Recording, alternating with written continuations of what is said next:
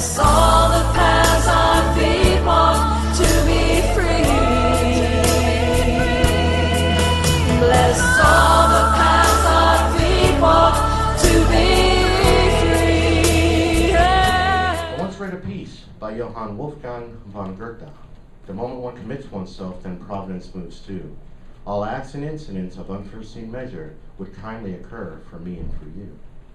But the key to the magic held within this thought, until we are committed, we draw back and wait. Unlock all your dreams, transform your own destiny, release your timidity, and modify your fate. What is commitment? What's it mean to be all in? What magic can be drawn from being bold? Do we follow the dreams within our hearts, or surrender and simply do what we're told? Do we do the inner work for all of ourselves, each and every member of our earthbound team? Check in with the masses, make ready to cast, assure no one comes apart at the seams.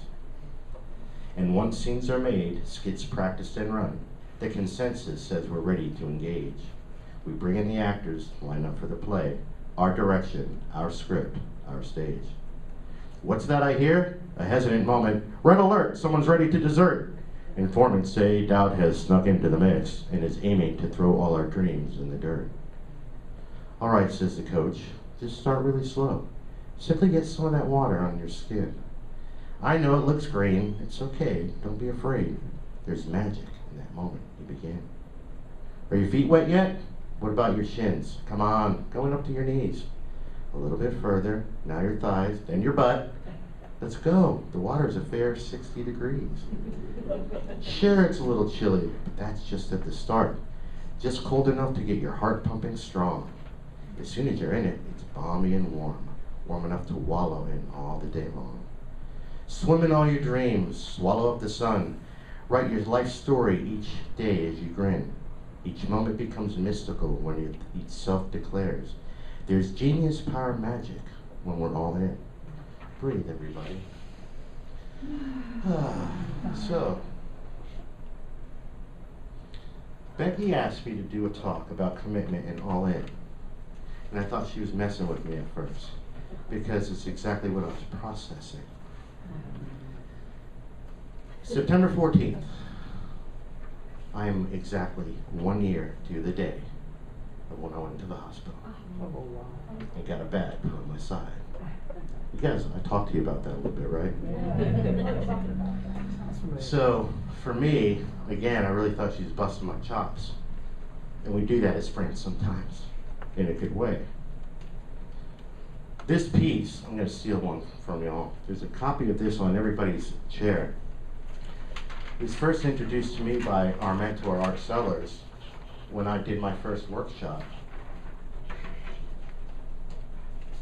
He read this at the very end of it, and it's been dear to me ever since. It's something that clicked in. And as I wrote my poem first, and then I did a little bit more research and found out, like other things sometimes being misquoted, this wasn't completely Johann Wolfgang Von Goethe. This was something that came out of W.H. Murray's book, The Scottish Himalayan, in 1951. And I'm going to read this part. I'm going to read it out loud. It says, until one is committed, there is hesitancy, the chance to draw back, always ineffectiveness. Concerning all acts of initiative and creation, there is one elementary truth, that ignorance of which kills countless ideas and splendid plans. That the moment one definitely commits oneself, then Providence moves too. All sorts of things occur to help one that would never otherwise have occurred. A whole stream of events issues from the decision, raising in one's favor all manner of unforeseen incidents and meetings and material assistance which no man could have dreamed would have come his way. I have learned a deep respect for one of Goethe's couplets. Whatever you can do, or dream you can do, begin it. Boldness has genius, power, and magic in it. Begin it now. A home talk with us, and I'm going to breathe into that one from my own heart, because I'm going to hand this back to you just because of the wind. So, we have and we, meaning Scott and Margie and the people that have led these workshops, have used this particular piece every which way to Sunday. And it's interesting that, for me, that I just found out, again, after I wrote the poem, the other half of it, that it was the W.H. Murray part of the book, and that the couplet was by Goethe. And it's a very powerful couplet. I guess I do want this. I'm going to grab it back again, because this is the key here. Whatever you can do or dream you can do, begin it. Boldness has genius, power, and magic in it. Begin it now. So, let's back to you. I might do the trombone thing. Hang on. Yeah, here you go. This has been a very interesting talk to write for me, because the last talk, Be Brave, was a lead-in to this, because it's kind of a similar talk. But I'm also always going to be bringing it from a self perspective, which is what most people do when they're talking, since you're talking out of yourself and your life experiences. So I always bring my life experiences to the game. And I always share with you a lot of them. Well, this has been a very tumultuous year for me. Yeah. Has anybody ever had a root canal done? Has anybody had any dental work? Has everybody ever had a tooth with such a nerve exposed that when you breathed in, it was like, oh my God. I've been a raw nerve, folks. I have been a raw nerve.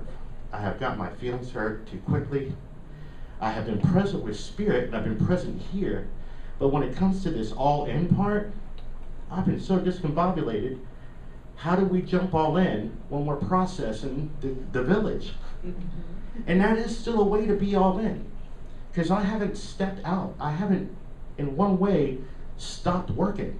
But you guys have seen me probably trip a lot. And you've probably been going, golly, Mark, that I wasn't trying to offend you some of the times. And that's happened quite a few times because of that feeling when you breathe in and that tooth is exposed. It's just as simple as breathing in. And that's why I use that as an example, because nobody's done anything. So it's just, I breathe in sometimes, and because I've been such a raw nerve, everything in my life has been exposed. I have been so vulnerable this year that I have had to look at certain aspects of myself that I didn't know were still online. I didn't know I had some of the worry that I had online going. I forgot my brother and sister and brothers and sisters in Abraham, and all the laws of attraction that I'm up here every week talking about, because that's all I talk about. And this is what this is about. It's about being all in. This is about being all in for me. I'm going to do the first commercial for myself that you guys have probably ever seen, because in my Leo-ness, I've discovered my Leo-ness. And you know what my Leo-ness is? I thought my Leo-ness was about arrogance and being out there and being in the spotlight. I'm like, no, that's the hard part for me to do. My Leo-ness is my drama, my words, my big lips, and that's part of a structural function. It means I love to tell stories, and sometimes they can go on and on and on. And in my poems and in my books and stories, that's great, but sometimes if I'm just trying to write a letter to the pod, it's a mile long, because I'm a story writer. Oh, breathe hard.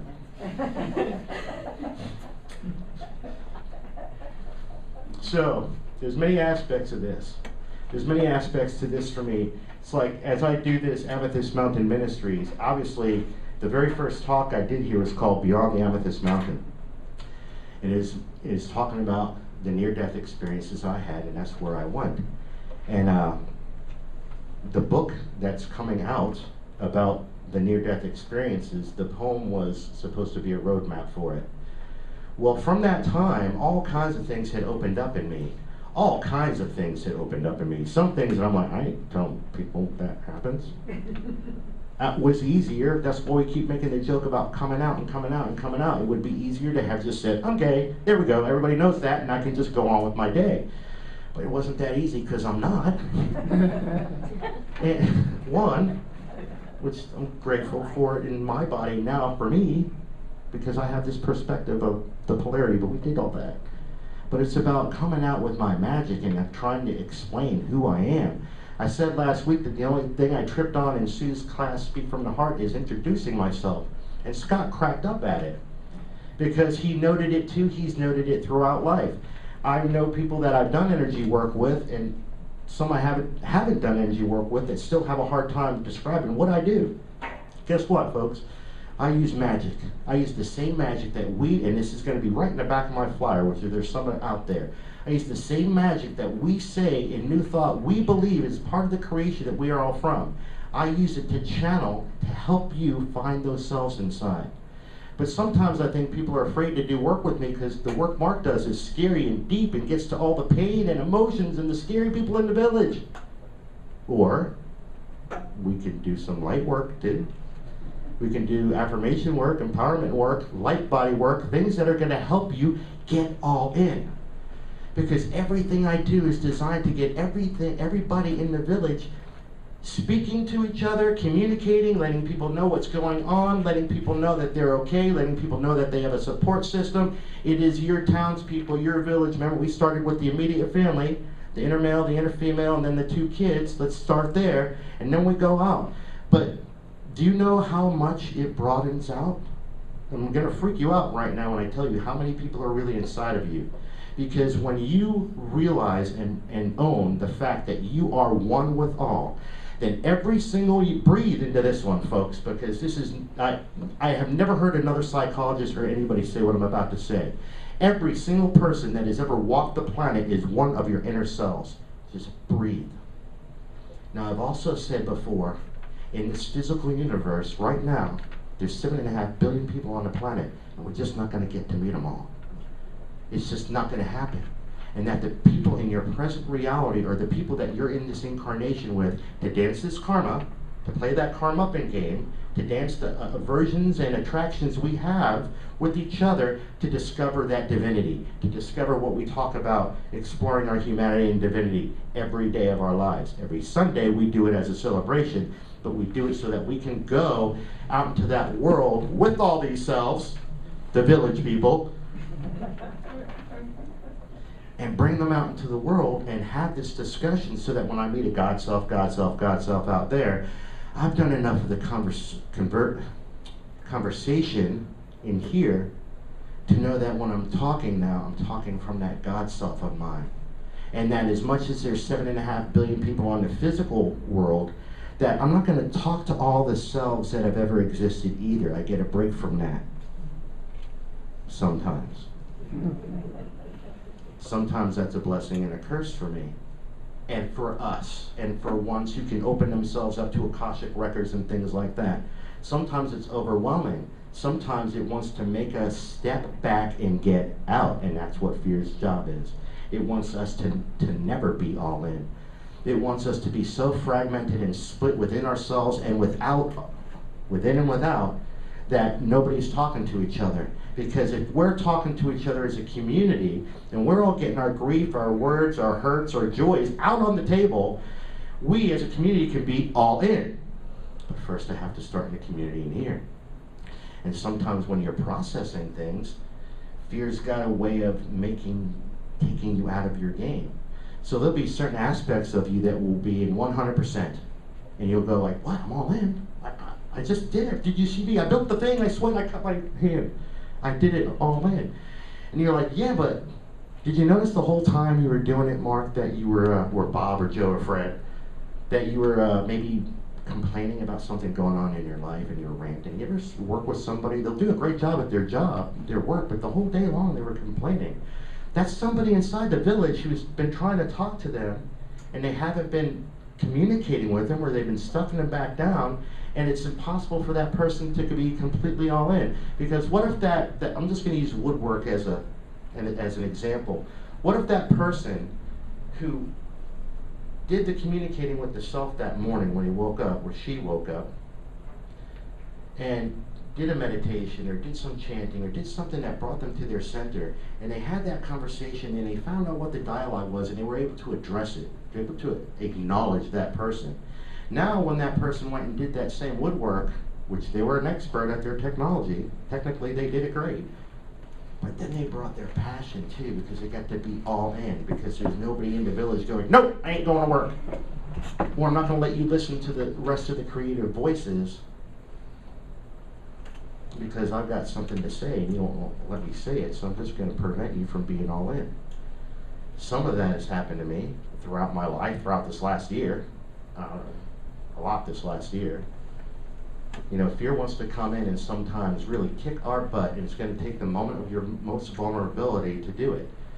And it's like, I didn't know that this talk was going to be on September 14th. I didn't plan the calendar. I didn't look ahead enough to go, oh, look, an anniversary date. Yay, Mark. You can do a talk about your guts and stuff. Because some of the guts is like, in all the guts talk that I've done, it's like, do I have the guts to do this? Do I have the guts to come out of my closet all the way and go, guys, I do more than just grief work. And if that's what's in your way, let's play. I'm not afraid to go there with you. Margie's not afraid to go there with you. There's a lot of people who aren't afraid to go there with you. But for me, in my dance, Native American, there's always a lot of different medicine people that we talk about as they are here to teach us lessons. Moose medicine is about your ego, about tuning your moose. Has anybody ever heard the call of a moose? It's very loud and obnoxious. And if I did my studying right, all those of biologists right here, you might not know about moose or mice or meese, but their call can be heard miles away, miles away, miles away. Now, I've made jokes about Scott and him, that his ringtone in my phone is making a noise in this world, because that's one of the things my brother has helped me with in his life. And I still have a hard time making a noise in this world. I can make silly noises, but when it's talk about tooting my own horn, I've had a harder time. Well, how the hell are you going to be all in if you can't tell people who you are? And this has been some of my lesson, and it's been the greatest lesson. Well, there's been a lot of lessons this year for me, but this has been chock full of lessons, and this is one of them. That how is anybody going to know what I do if I don't tell them what I do? If I don't give them who I am, if I don't give them a menu of Mark, if I don't own my magic and be all in with it. I love my sister. I had a dream about Scorpion right when Steph and I were breaking up. I've never dreamt about Scorpion in my life. Stage one said. 4 days later, a scorpion shows up on our patio in the pool. I have lived in Florida since 1977. I have never seen a scorpion in Florida. Ever. Breathe. Time goes on. You guys know some of the dance. Steph is very attracted to scorpion medicine, and I have medicine bags and stuff, so she took that one. We took that as it was also a visitor for her, because we were having all kinds of critters visit this particular week, and this very emotional week, because we were talking about our breakup. And this is back in August of last year, just before this. All preceding. And I know the power and the medicine of Scorpion in the dream time. And when he dreams about Scorpion, it says it may represent a Scorpio in your life. And I don't think it was my daughter, because she's too young to fulfill this role. So, breathing into this all and discovering all the different aspects of myself this year, and being in and doing that talk with my own self, of engaging myself and stepping out of my own fears and my grief and my woe and all the crap that's gone on here. Still also was healing, could barely move. So some of the times I didn't know what all in looked like, because I didn't know what level of all in I could be. But I was still that raw nerve. And every once in a while, my sister, in her wonder, would sting me. And I'm like, I know. But guess what I also found out about scorpion? You know that scorpions are kind of like cobras? Their venom is also the cure. It's also the cure. But then I looked deeper, because I'm going to admit that there's been times I've been mad at my sister because I didn't understand the stinging. I didn't get it, and I didn't realize she was fulfilling something that I don't even know if you're going to know. Because I had a vision the other day of what it was going on. And there's been, throughout this 6, 7, 8 months of this, times where I almost felt like I was going to die. And I thought it was a sting, and it was more like a clear.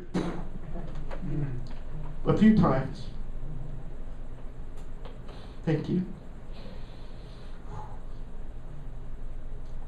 Sometimes, to be all in, you got to get the paddles.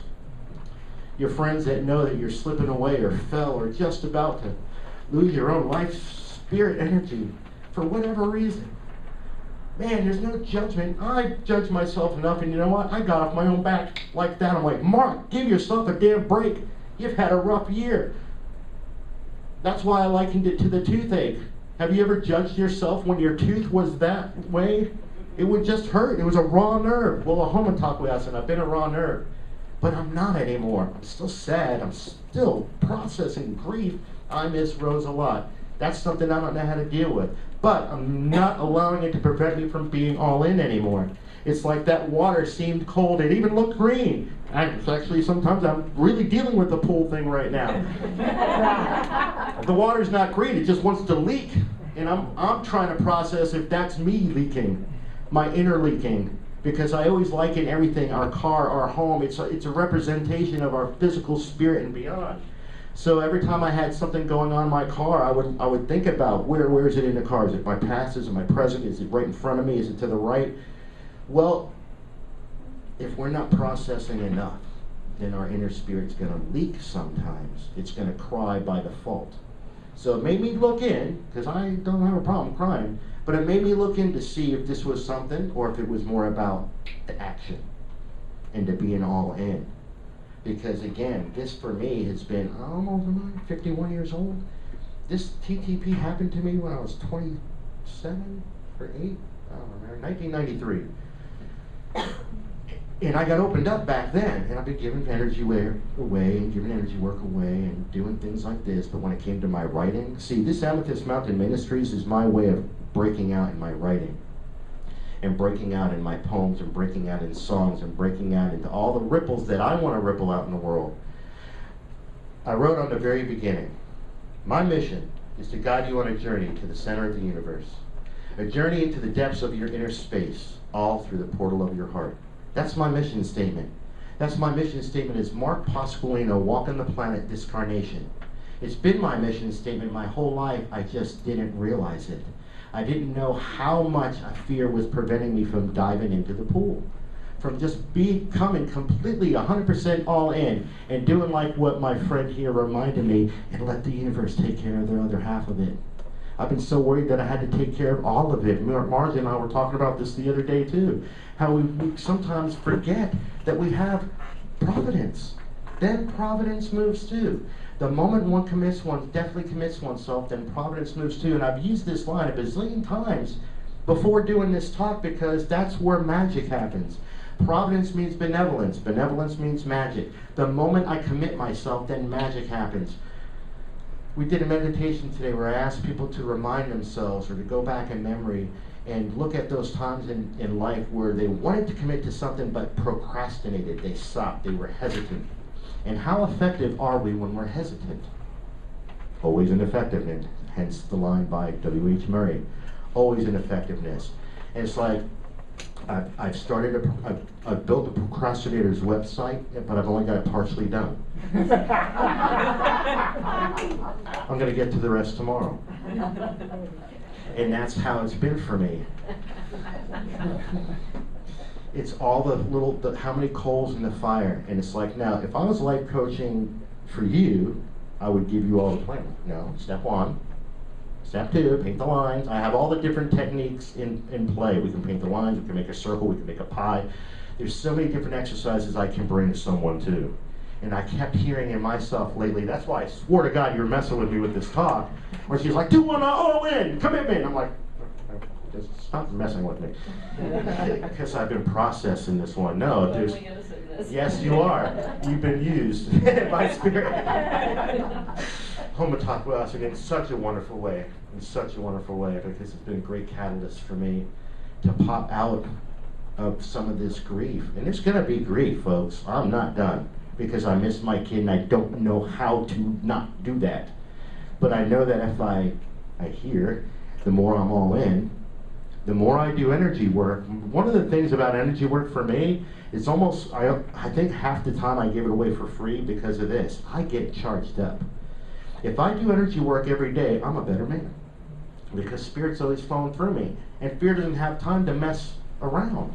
Because it's like, damn, I did energy work. Damn, he's flowing to God again. Man, this guy keeps flowing Spirit. I'm never going to have a time to mess with him. So the more I can be all in, the more I can be all in. When we say all in what? What is it we're in?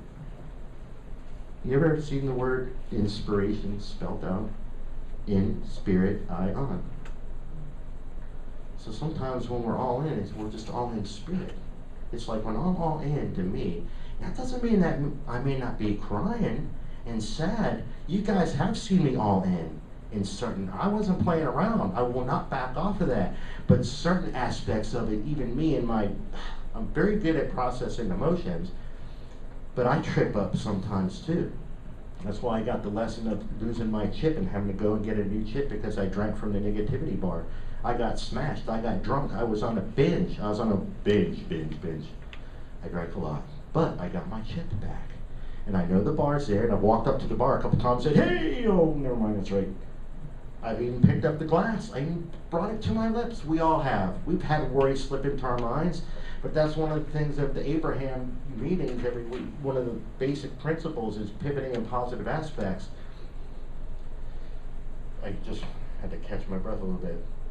Of when you do have something that you do want, and you find that negativity has jumped on you, to pivot to something that's positive. And the step deeper I've taken it is that the pivot or the positive aspect is whatever is the truth. Not it's raining, oh, just think about a sunny day. No, it's raining. It's raining. What is positive about that rain? It's cleansing. It's nourishing. It will feed my plants. It will feed the soil. It will wash any toxins away. Rain is very good. And sometimes it's okay to be Rain Man. Because that happens to me a lot, and I beat myself up for who I am. And it's like, man, I got a lot of eccentricities, I'm noticing. But I also have a lot of magic. So I guess if I'm going to let myself all the way out, you guys are going to see crazy parts of me come out. It's just par for the course.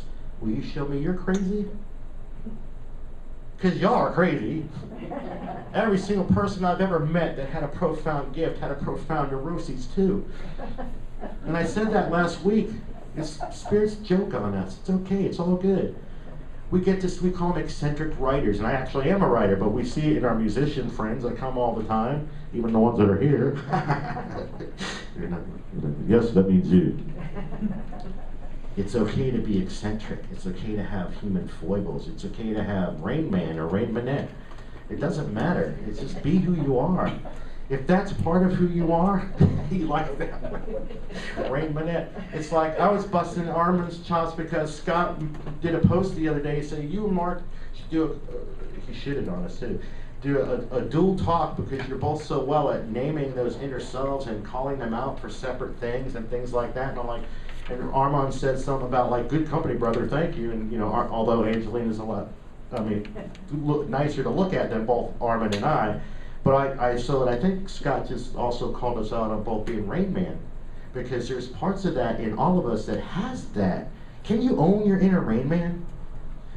Or Rain Manette again? Because if you can do that playfully and own your OCDs, they lose power. And when they are powering over us, they prevent us from being all in. So when I've actually been doing I'm like, gosh, Mark, let me see here. You wrote affirmations and empowerment. How much of that have you been doing lately? You wrote visualization exercises. How much have you been doing that lately? Guided meditations. How much medicine card? I'm like, golly, if you just did the stuff on your own flyer, you might feel better. And as I start to do the stuff and remind myself of those basics of what they are, to meditate in the morning. The greatest gift I have had in my crap has been the morning prayers, because I have to do that. I put that as not a burden, but a good burden. It's a service that I'm doing. That's part of the ministry. Yeah, right. I have been served more by reading these prayers every morning. It brought me out of sadness, fear, anger, grief, into joy. They have popped me out of craziness, paranoia. I've gotten told to go do them again. But I did them today. So go do them again, 5 more times. I felt like I was Catholic and just came out of the confessional. Must be that inner priest still giving me penance. And it's good because it brought me back to us, because they're our prayers. You know, the very, very, very, and I don't, no accidents here, because these prayers were written on little pieces of paper. We put them in a basket. Becky was handwriting them before we burned them to release them to spirit. And then I wrote it into one long prayer to say it so it would flow better when I prayed. The very last prayer is that we all release our fear of success. And that's been my biggest thing. It's like if, again, I've wrote something before called Chance Your Life and You Will Dance Your Life. If dancing is the reward and you're afraid to dance, what chances are you going to take? So it's the same thing about this all-in stuff. It's like, if that's the reward for doing the work, that I get to be all in, but I don't want it, I'm afraid to be all in, then I'm just going to stay stagnant. I'm going to sit in a pond, and that probably does look green, you know? But even that we have to get into sometimes, because has anybody ever died from algae? There may be some other funky stuff in there, but it's really just the algae that's green, and it's just a plant. Matter of fact, we eat it. All us airy-fairy people, we're eating spirulina and stuff like that, blue-green algae. Pardon me. So sometimes what we think is the most disgusting thing we could possibly stick our foot into can turn out to be the freshest, cleanest waters we've ever drank from, if we're willing to just do a little bit of work to filter out the crap. And that's always going to be in here. To be able to go inside this home and go into the dynamics of it and go, can I do this? Am I willing to stick a toe in? And then my shins, and then my knees, and go. I do this with myself at my own real pool. I'm like, come on, man, just do it. But it's nice, it's cool. It's like, well, if the knees get warmed up, then I'll know it's like, and then if the butt, then we know, it's like, now the belly and just jump in. Because once you jump in, man, that felt a lot colder right here. And when I went real slow, it's just hesitancy, always ineffective. It's like, especially if the goal is to get wet. It's like a hot summer day, we want to get in the pool. Jump in, get wet. There's plenty of chlorine to filter out all the algae. There's plenty of sunlight. There's plenty of good things to help filter this stuff out. I'm always going to, again, go within. The biggest line, and it was part of the couplet that was from Goethe, was there's genius, power, and magic when we begin. Well, there's genius, power, and magic when we're all in. And that's what we kind of looked at a little bit in our meditation this morning. To take those moments where you knew you were all in, and can you feel that? I mean, does anybody here have a recollected memory of a moment they committed to something and that you felt the providence? Show of hands. Okay, just now. What about the opposite? Those times you hesitated. This has been a journey with me with this, but that's just one aspect. Then as we step into it, that part where it says all unforeseen incidents and matters will occur, blah, blah, blah, blah, blah, blah. I just started really committing to this, and I'm watching the help that people want to come and help me. Well, we can publish the Robins, you're helping me. Someone else just sent me something else about Leslie Brindley. Something like, hey, we'll do photography and poems. And all kinds of ideas are coming at me. And I know fear is going, don't do it, don't do it, don't do it, don't do it, don't do it. I swear to God, it's screaming louder in my ear now than it has my whole life, because the closer to the light, the bigger the shadow.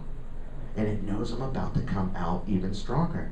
Every time I try to come out with my magic, or one of us tries to come out with our magic, fear wants to get in our way and scoff at us, make us feel bad, make us sometimes physically sick. We can manifest, fear has manifested real physical.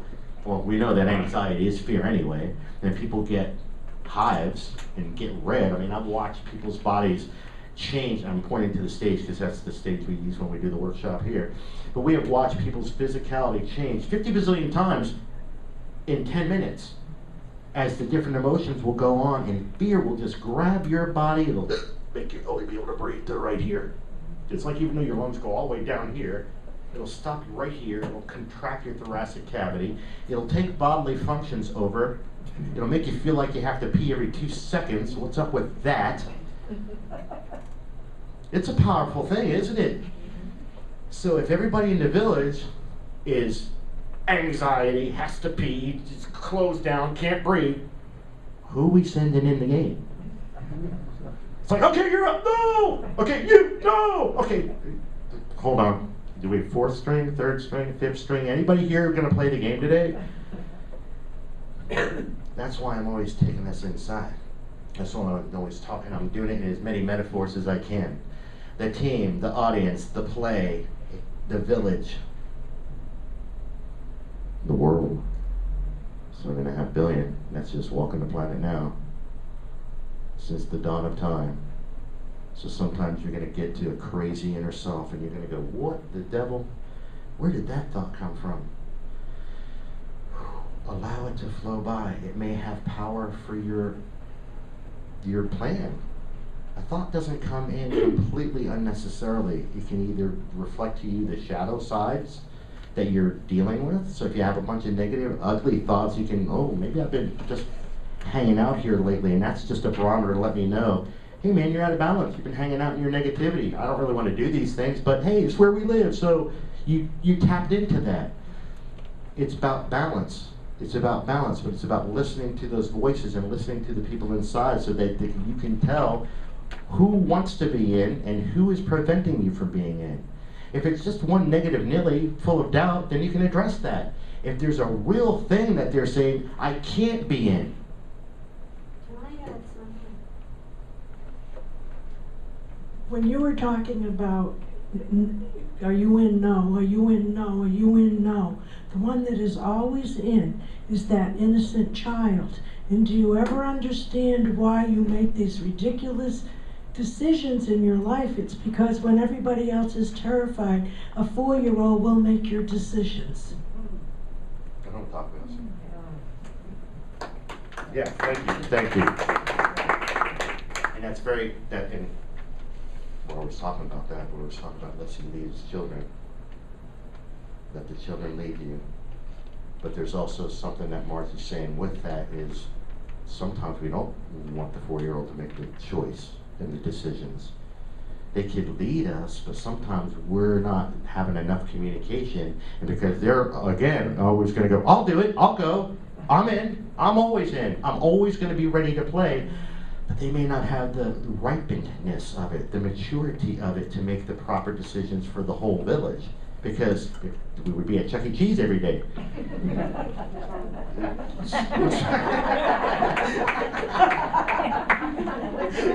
Amen. Well, I don't know. See where pizza goes on me. But anyway, it's very true. It's about doing the dialogue with everybody, and sometimes it's easy work. It's just like what I was saying here. Sometimes the work I'm going to do is going to be real deep, get to the nit and grit of your pain. That is my dance. I can play there with you. I can do a walkabout in your body and help yourself.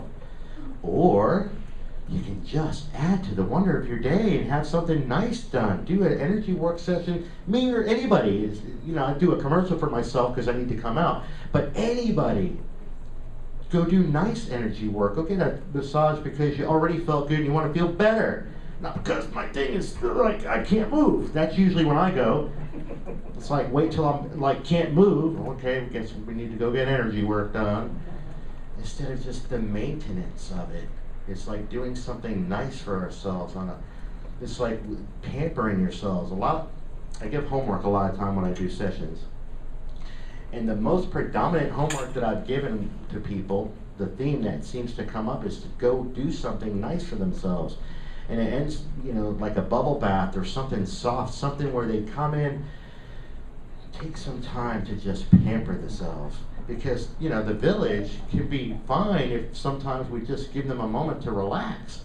If they're always working, we never have time to just sit down and maybe go hear them play and sing songs and go hang out, or go listen to a music of your choice, something that brings serenity to you and your people, meaning the people within you, or to just go sit and listen to nothing, to be absence of sound, to give your mind the time to quiet, is to just give them the time. You'll find out that they don't want a lot of it if you say, your time, this is your time. And then the people start talking, and you hear the different voices that would be preventing you from being all in. Whatever your thing is. You know that sometimes you can say, I'm out. Do you give yourself that permission to say, I'm out? I don't want to be all in this one. It's like there's certain things that I'm going to be all in because I'm really affluent at them, or I really enjoy them, I'm really good at them. And there's certain things I'm going to go, not my thing, not my cup of tea, doesn't bring joy to me, just don't want to do it. I just don't have NASCAR driving, I'm out. Don't want to go, man. Just, drive real fast and turn left a lot. Whatever, okay. No, that's from South Park. I stole that. For me, it hurts my ears. It's not fun, but I don't besmirch people who want to go do that. I have seen people have so much joy. They've gotten so rowdy, so riled up. Everybody in their village was all excited because they were going to the races that day. I get like that when there's a powwow in town. Everybody has a different thing that brings excitement to them. It's like, and that will take your people inside you and go, yes, we're all in. So your passions and my passions may be different, and they never had to be the same. There's no judgment. You could be passionate about green, and you just want to do everything green, and that's all your whole life is all about the color green, and how many places in life you can bring green. Right on. If that's what makes you alive and all in, and you're so on fire with that, and you're rippling out love and joy, you're adding to the world. And if you want to judge that as, well, it doesn't really change the world, all I'm doing is bringing the color green, then how do you know? How do you know what changes the world? How do you know that when you're not all in, people just didn't see your magic? They just didn't feel the ripple of your all-inness, and that's all they needed. Sometimes can I get a witness? Sometimes we need to be a witness for people, just so that they can have evidence that they too can begin. It's simple. It's like if I have the power to begin something, and then you look at me and go, look at him, I could begin that, and then do that. Then we're all beginning. And that's all we need, one day at a time, for us all to look in each other's eyes and say, breathe, I begin. Oh, I'm talking awesome, thank you.